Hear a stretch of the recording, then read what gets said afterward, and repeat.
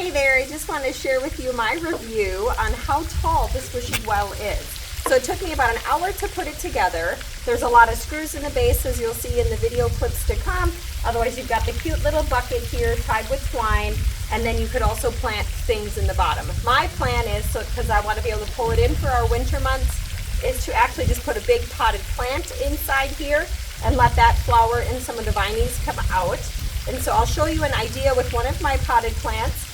But otherwise, I'll show you a couple clips on how it went as far as putting it together. One of my big potted plants in there. I even have a solar light in there. And so then you could always put a cute little basket of flowers in there, maybe some greenery that could overflow. You could even put artificial plants in here as well if you don't have a green thumb.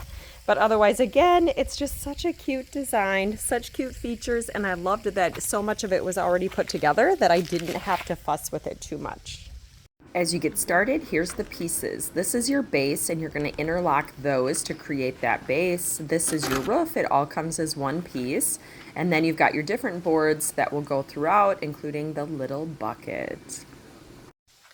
So just an update before I put on the roof. So inside here, you're actually going to be screwing in some corner braces along with your brackets here on the side, which are going to hold your little, flower pot.